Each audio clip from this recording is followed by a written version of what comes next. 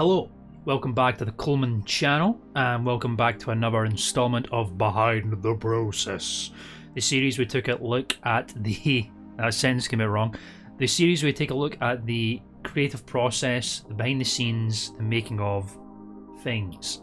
And in today's installment, we are going to be collaborating once again with StudioFV, the Paisley-based media production company and purpose-driven business of which I was formerly employed as a videographer. And it's one of the last projects I worked on with StudioFV before I left. And, well, I guess the overall thing, the blanket terminology for this thing that I worked on is the Renfrewshire Witch Hunt 1697. Yeah, it's a pretty long title. But yeah, Renfrewshire Witch Hunt 1697, it's a whole historical thing that I was a part of.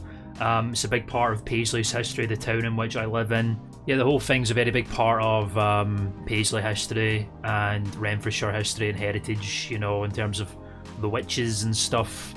I think they were the last witches to get put on trial and killed, or the last people to get put on trial and killed for witchcraft in Scotland, I think. I'm not entirely sure if that's accurate lore, but it's something to do with that. It all happened. They were executed in 1697 is the big thing. And just for a little plug for all you people that live locally, I don't know if there's anyone out there that is, but if you are, or you know you're going to be swinging by to Paisley Town for a quick city break, a town break even, or a holiday, I don't know why, but there is a really cool little plaque that was installed just after, well, not just after I left the company, while I was in while I was doing university stuff. A plaque was installed at the site where the witches were put on trial and killed. It's at the Witch's Well in the West End of Paisley. I'll put an address in there if you're curious to see it. It's just outside of where the well is, the original well. That was there when they got killed back in 1697. It's got a QR code on it, and it'll take you to the videos that I worked on, filmed and edited. Yeah, I actually just saw it today for the first time on a little outing today, which is very exciting. Here's me next to the plaque. It's all very cool. But yeah, it's pretty rad to think that the work has been like immortalised on a little plaque, and has historical value and heritage and that kind of thing. It's pretty neat. It's a pretty layered, in terms of like how the project came about, it's actually really a very layered pile of different things and concepts and partners that were involved in producing it and the reasons for it being produced and all that kind of stuff. Obviously us as StudioFV were just there as the brainstormers and the people that are primarily involved in like the creative process and stuff.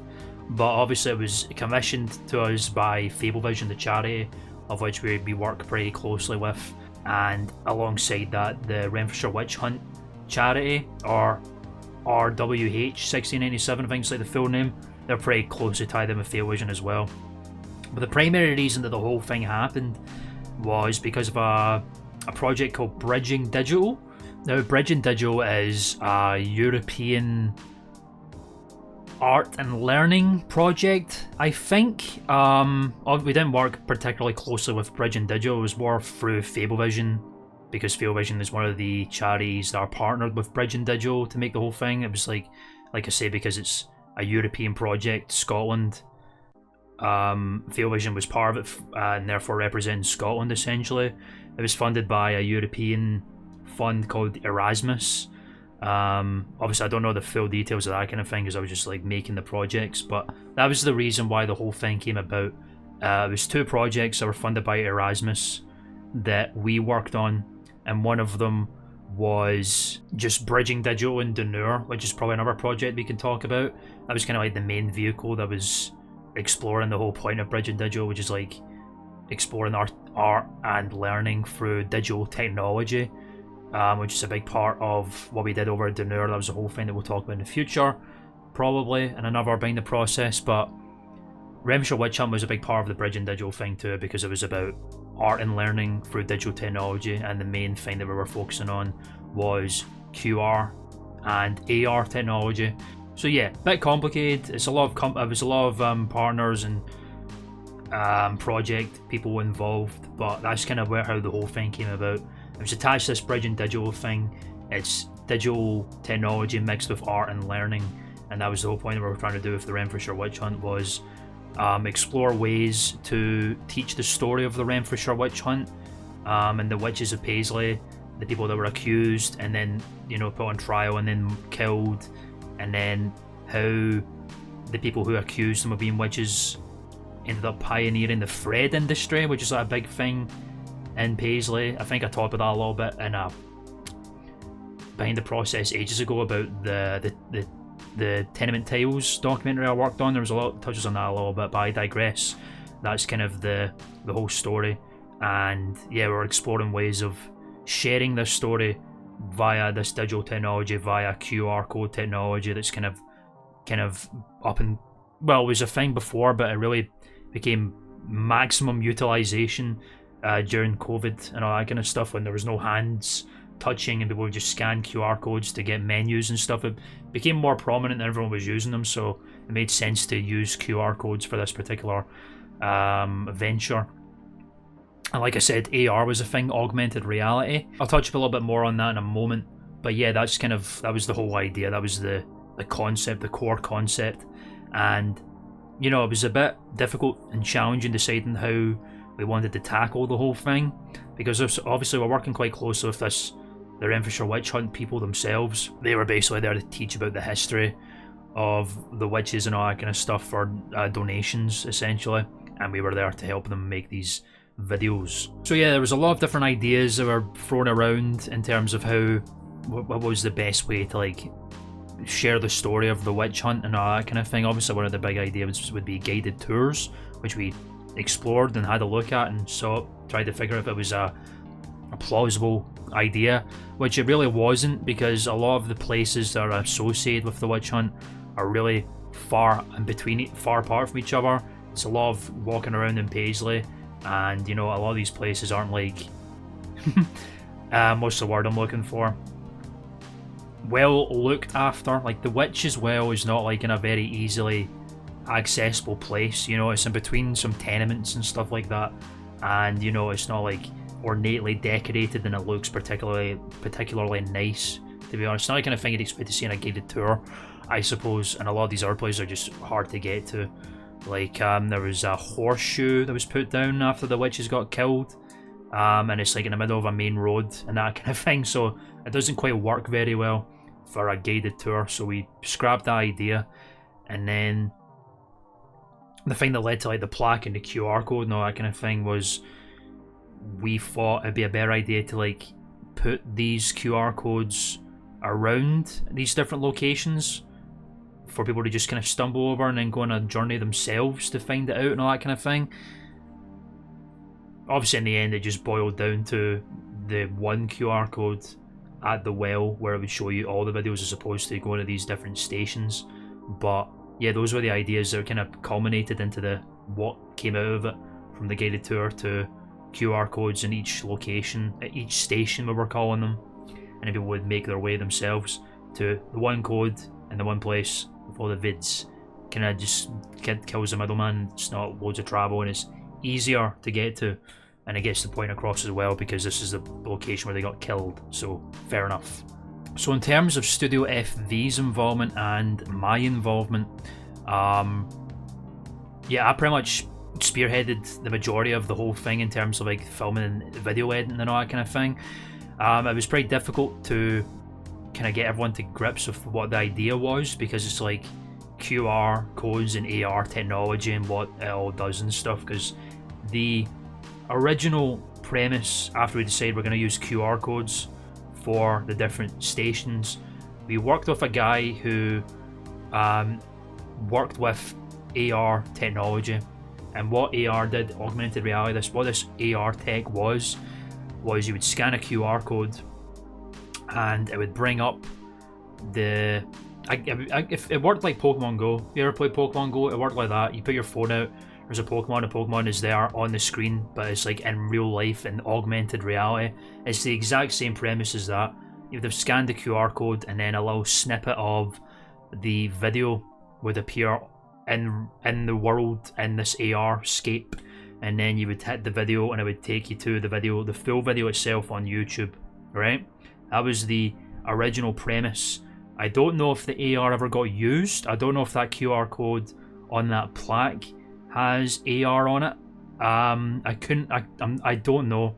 I remember I scanned the QR code myself when I was over there, and it brought me up to the playlist of the videos and all that kind of stuff. So I am honestly not entirely sure if the augmented reality stuff got utilised. I hope it did, because it's pretty cool stuff. I like the idea of it very much to this day. But I don't know. I was not there at the unveiling of the thing, or I wasn't part of the talks for the plaque getting put on because I wasn't working there anymore. So I'm not entirely sure. You can find out for yourself. There's a little quest for all of you to figure out. That was the basic premise. That was the idea we were going to go forward with. Then it was down to the actual creative process in terms of how should these videos be presented, how should they look, and all that kind of thing. And this is one that this was the most exciting part for me, the part that I really enjoyed actually, because I got to make a lot of creative choices for this. Really, I got to decide what the videos themselves should look like. I think there was 5 stations in total. Yeah, there was 5 stops in total. And the videos themselves are still called Stop 1, Stop 2, Stop 3, because the whole idea was supposed to be they're at these places. Obviously that kind of fell through, but they're still called stops. And yeah, it takes you through the whole journey. So yeah, I was pretty much involved with the filming of all of these stops apart from one, because around that time my contract with the studio was up. But, you know, I did pretty much all of them, and, you know, the stylistic choices made there carried over to the one that I didn't do. But obviously a bunch of us were filming for it, like particularly me and Dylan, who's the other videographer that worked there at the time. But yeah, the whole idea in terms of like what we were thinking about how the video should look, and the kind of vibe they should give off, and you know, that kind of thing. I kind of decided I wanted to make it kind of spooky and scary, because you know, it's about Paisley witches and stuff, and their inevitable execution and that kind of thing. So the first one that we did was actually at the well itself, and we didn't really know what to do when we were there, to be honest, because it was just a well around some tenements. So you know, it got pretty tricky. That was a pretty tricky part. How do we make this look presentable and serviceable while also giving off the vibe that this is all kind of happening in 1697, and there's no evidence this has been filmed in the year 2022. Do you know what I mean? It was kind of tricky to kind of get that stylistic choice across, and the editing choices that had to be made to make that come across. But the first thing that I really did was I developed, I developed a lookup table for the witch hunt videos. Like, so I gave it a certain color grading aesthetic that would easily be copy and pasted to every video that we did after that. And the whole thing was basically a very simple brown and white sepia tone kind of aesthetic, with really a harsh contrast and all that kind of thing. These are the steps that we were making while I was editing the original well footage to like get an idea of what is every other video going to look like after this. And this is when I started messing around with like Gaussian blur effects and all that kind of stuff, which is really handy in Premiere, obviously, where like you can blur out things in the background and stuff, and like you can map it. You know, you can like manipulate the blur, and then you can decide what gets blurred out in the background and stuff, and you can be very, very specific with it. And this is where I got to first mess around with it, and I think I'm quite happy with how it came out, because we got to blur the background of the well, or the things that did not scream 17th century. So yeah, obviously it was my first time messing around with Gaussian blur. I could probably do it a lot better now, but yeah, I think for what it was, I think it's pretty serviceable, considering these videos are all pretty bite-sized. Also, a lot of the footage we basically just slowed right down, because these videos are going to be, you know, like I said, 2 to 4 minutes long. So, you know, we basically filmed a lot of stuff, and there was a lot of B-roll that we had from previous projects we worked on for B-roll that we never used, like the Tiles documentary and that kind of thing. So we used a lot of that stuff too. So we slowed down a lot of the footage, like right down. I think in retrospect I would have used an optical flow effect, which is like, optical flow basically changes how the frames move as you slow them right down. I can't remember what the default name is for the, I think it's like frame sampling or something like that. I can't quite remember, but I think optical flow would have worked a lot better, because it basically makes it move less choppy. And you know, the whole point was It could be slowed right down and stuff anyway, because it fits the aesthetic and it looks cool, like found footage kind of vibe. But I think in retrospect I would have just used optical flow because it would have looked a little bit nicer, to be honest. But you know, them's the breaks. Another thing that I found out about later, you know, in my editing journey, or learning how to edit and all that kind of stuff, or just getting better at it. I know about optical flow now, I didn't know about it then. There was also a lot of assets that I reused. There was like old animations out and stuff that were made with StudioFV well before I worked there, like 2017 or something like that. Because the Renfrewshire Witch Hunt used to be a big thing in Paisley where they would do like reenactments and stuff. Doesn't really happen now. But yeah, there was like some assets and stuff that I reused that match with the story and stuff. It's like, you know, might as well marry these two things together because they're serviceable enough. And I was quite lucky because they were just really rough, like really rough animations on a yellow background. So I basically treated it like a green screen, or a yellow screen if you will, and superimposed over all the footage when they're talking about these certain events happening. So there was a lot of recycling going on, a lot of reusage of assets that we had that didn't get used, which was quite handy. But yeah, we had to also get pretty creative with the filming locations that were relevant to what we were talking about. One of them kind of fell through, which really bummed me out, but the rest of them I think actually worked really well.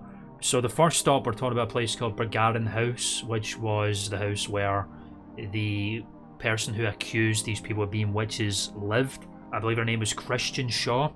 Yeah, she lived in a place called Bergarin House, which I don't think exists anymore. Bergarin House was, obviously as you can imagine, it's a very old house. We're going back to the 17th century here. So, you know, we couldn't go film at this place that I don't think exists anymore. We were very lucky, however, because there was a house that was actually from the same time period as Bergarin House, and it's called Blackhall House, which is effectively almost exactly the same kind of design, 16th, 17th century 3-story building. And some of it might even be older, but there was actually people living in that house, and we got permission to film Blackhall House itself, and we managed to pass it off as Bergarin House, which is absolutely perfect and very serviceable for our needs. So that was really rad. One of the other stops is called the jail, which is obviously where the Paisley witches were incarcerated before their trial. Once again, the jail that they were held in is no longer exists. I think the location is known in Paisley, but I don't think the jail itself is just not there anymore.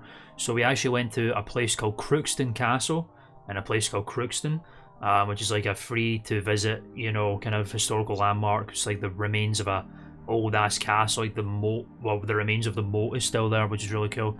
So we got to wander around there for a while and just do a bit of filming and make it look like a prison. You know, there's a lot of like iron bars and a lot of these windows and stuff, and it just all looks very old and run down and prisony. So we basically just did a lot of filming in there to pass it off as a prison of that time period, and editing, which I think went very well. I think that's one of my favourite ones in terms of the aesthetic. The fifth stop which was the legacy of Christian Shaw, the accuser, who went on to be very big in the threads industry. I actually went down to film at a place called the Smash Shot Cottages, which is another historical landmark in Paisley where a lot of these old thread weavers used to work with mills and stuff like that. Not exactly the same kind of thing.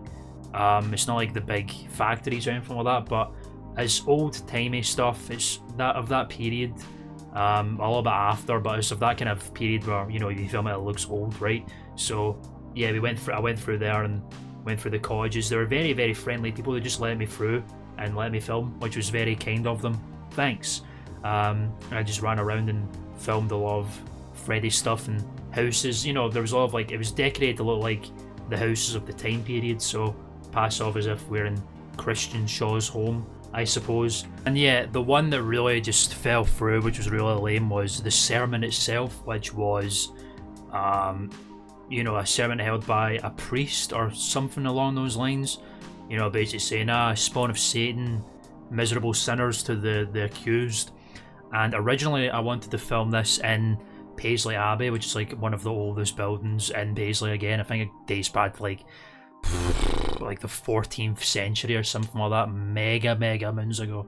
But they wouldn't let me in, they wouldn't let me film because I don't know why the person who, you know, not to badmouth anyone, obviously, fair enough, it's their building, it's their choice, but I think they just didn't want to be associated with the witches for whatever reason. So yeah, I didn't get permission to film inside, which is very unfortunate. So yeah, we could not go there to film for this particular one. We were looking at another place, I think was nearby. It's an old chapel that dates back to that time period of the witch hunt, and I think is actually where the person came from, like the church, the priest or whatever. That's the chapel he came from to give his sermon, but you know, it fell through. By that time I left the studio anyway, so it was basically just Dylan who filmed a lot of that, and it was just a lot of b-roll of old timey buildings in Paisley. So that was unfortunate. It's a shame that that one fell through, because yeah, pretty much all of them visually could fit the context of the story that's being told, whereas that one's just like a lot of like b-roll of old buildings and stuff, which is a bit of a shame that that just fell through. But you know, you gotta work with what you've got, man, and that was the way it is, or the way it was even. So yeah, that's how the filming went. That's how we got all the different places to match contextually with what we were talking about. I think we done really well there. But in post, yeah, how are we going to tell the story with the visuals alongside? And what I pitched at the time was the idea of a visual, of a soundscape, you know, like a storytelling soundscape, because this is stuff that I've worked with before in an old series I used to do on this channel, which we'll talk about in another Behind the Process soon. It was a audiobook series I did where it was a soundscape, so it wasn't just a narration of the story, it was sound effects, it was visuals, it was all this stuff that was married together to make a visual, audible storytelling soundscape experience. I've had experience in working on that kind of stuff in my own projects. I thought that would be a really, really good idea to tell this story if we had a visual storytelling soundscape thing with sound effects and visuals and a narration telling the story. So we went ahead with that, and that's what we did for every video. We had a narration from a guy called Jerry Ferns. He worked with the Renfrewshire witch hunt, so he wrote all of the scripts for each of the stops, and he provided narration with sound equipment provided by Sophie, who still works at the studio. And yeah, we took all these narrations and put them onto the respective stops, and then it was just the soundscape to put together. So obviously every stop has different aesthetics and different locations, so it was just a matter of finding sound effects and music, if necessary, that fit with what we were talking about and fit with the location. So for example, for the jail stop, yeah, it was just a big soundscape for like rattling chains and prisoners shouting, screaming in pain and anger and stuff like that, and jail doors kind of closing and that kind of thing. Just, you know, pretty obvious stuff you'd expect when from jail sound effects, you know what I mean? Stuff like that. For Brigade House, it was just the idea of like getting this across this spooky, old-timey village. So there's like a lot of like wind howling and clock bell chiming and people running around and all that kind of stuff. There's a lot of visual elements too, like we had a green screen of rain dropping onto the camera. For the well, there was, you know, fog green screened and all that kind of stuff. There's a lot of visual elements of that too to make it more visually pleasing and spooky and scary. And the one that each of them had that were visually similar was kind of an old camera effect to match with the sepia tone. Instead of just having a cross dissolve or whatever, I had like a burnt film effect that would like come in and then go away every time a new scene was introduced. And then obviously I had the old timey camera of like the breaking up of the film and all that kind of stuff throughout the whole videos. And yeah, I think that's about it in terms of the creative process behind these videos. Editing them was incredibly frustrating, just because of the amount of assets that got thrown into this thing. When I was running the studio, I worked with a Lenovo laptop that I still have. It runs Premiere really well, but you know, obviously the more editing elements that you use in terms of color grading and warp stabilizers or like the blurring effects and stuff, the machine chugs pretty badly. So there was a lot of sitting through and rendering and all that kind of stuff to see what was going on. So it was pretty hard to edit at that point. I've gotten better of working with that kind of footage now, but yeah, it made it more difficult to see what I was doing. I had it plugged up to a monitor as well, so I could actually see everything, You know, I'm not just like hunched over a laptop working on this stuff at the time, but yeah, that was definitely a trick. It was a big challenge, you know, in terms of like just thinking creatively, how does this whole thing look? But you know, I'm pretty proud of how the whole thing came out. I think it's very serviceable for what it is. I think they all match up with each other thematically very well. You know, I think the whole idea of the soundscape worked really well as too. Obviously the great audio recording equipment that Sophie had made it a lot better, and the narration was really great. I think Jerry read very well. But the whole thing was good. I'm quite pleased with how it came out, and you know, it's rad. It's on a plaque, immortalised. You know, it's like a part of history, I suppose, which is really, really cool that that's there. You know, happy to be a part of it. You know what I mean? It was really cool to make that happen. And I guess share the story, perhaps a little known story of Paisley history that people might not know about, and it's about witches, which is always rad, you know what I mean? But yeah, that's the behind the process for the Renfrewshire Witch Hunt 1697 project that I worked on in association with StudioFV. Be sure to check StudioFV out if you're a local here, or if you're just in the Glasgow area and you're needing filming. You know, feel free to hit StudioFV up if you want to get a quote.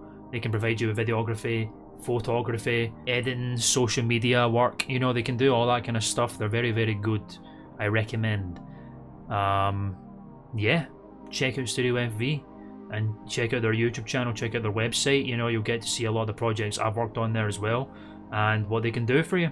And again, if you're in the Paisley area, check out this plaque. Without further ado, I've been Coleman, behind the process, Spooky Witches.